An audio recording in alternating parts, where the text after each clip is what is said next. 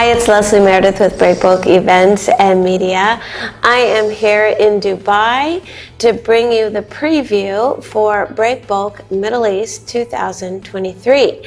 And I have Mohammad Jaber here with me, Managing Director and COO of Air Sea DSV. Did I get it? Correct. It's wonderful to see you again. Thank you. And good morning, and wish this year the event is looking growing and attracting more audience. That's something great, really, after this years, to see the event back to its the right size and attendance. Yeah, absolutely. We have, I don't know if you had heard this, but we have expanded the floor plan already 3 times to accommodate more exhibitors. And registration, it's still early, but it's about twice what it was at the same time last year. So we're really excited. That's nice, and it's promising. Yes. I see diversity on the program. I see a lot of expertise coming from all over the world that give a really good content this year. I'm proud to be with the advisory board as well. We worked hard with your team to come up with something new this year and more interesting for the audience. Yeah, absolutely. So one of the sessions is yours, and it is focused on renewables. So tell me, what's the real potential for renewable energy here in the Middle East? This was really a good idea for a session, especially it's new. For the GCC countries, for our region, the wind power, where we're gonna focus on this session, is something new. Especially finding the right location for the wind power farm is half of the story, to have sustainable wind and so on. But the amount of infrastructure required for transportation, the heavy investments, especially when we compare it to the other form of renewable energy, like thermal and solar, the return on investment in our region comes way better for each invested dollar when we talk about solar. But the diversity is required. A lot of researchers happen to find good places. We see in Oman now, in Dubai, in Abu Dhabi, in Sir Banias Island. They started. It's still humble in size, but definitely it's growing. Now, the amount of investment, the electricity storage, the way of handling it in terms of logistics and supply chain, this region is still going through the learning curve. And this is why we said in this Breakbulk, let's bring some expertise and let's talk about it. Let's people try to take some good info with them and to open the appetite of the investors for this type of renewable energy. Absolutely. So as far as, say, transporters go, is there a need to bring assets in? Because certainly you need different kinds of equipment to handle those big turbines and blades. As you know, there is onshore and offshore. Depends on the common wind and the minimum wind speed in the region here. There is a few areas that fits. It's either in the mountains, where you need a specialized transportation equipment, and the erection of the towers, the turbines, the blades. It's not something easy to be done over the mountains.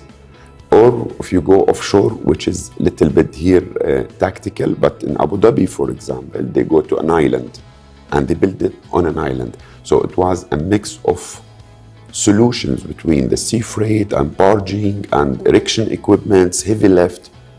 Those subjects, we're gonna talk more about them with the expertise. Especially we have Rondhuis also in the session, where they have a good experience, recognized experience globally, and we see how we have those lessons learned, those expertise, and successful stories in other places of the world can help us to be implemented here to avoid what can be avoided and implement the lesson learned from other areas. But definitely, it's something really new to our region, and we are all learning. Absolutely. It's a very exciting time. And I remember, gosh, when we started Breakbulk Middle East, this will be the seventh edition, right? And you were with us from the beginning. And there was talk about an energy transition, but it hadn't really happened here in this region. And now things seem to really be accelerating. Yes, absolutely. And if I recall just the last 2 years in the COP26, this year in Sharm el-Sheikh, COP27, and later this year we'll have COP28 in Abu Dhabi. Definitely, you will find the renewable energy, net zero, carbon dioxide net zero, and different time frames in the region are part of the discussions at all leadership levels. So locally here and in the GCC, especially we've seen in UAE and in Saudi, even in Oman, there is big commitment toward the environment and our Mother Earth. So the transition is going at all levels. Where we talk about renewable energy and the clean energy. We hear a lot about more nuclear power station and as in clear energy. Then we see a huge expansion due to the heat and the long days we have here in solar. And now we started in a very good, let me call it, with good acceleration in wind. But we're talking also about hydro. We're talking about nitrogen, the hydrogen. And we hear there's massive commitment on investments from governments to develop those sectors. Now, the key question, if we can evaluate that with the dollar sign because of the fossil fuel current rates today, that will not be fair.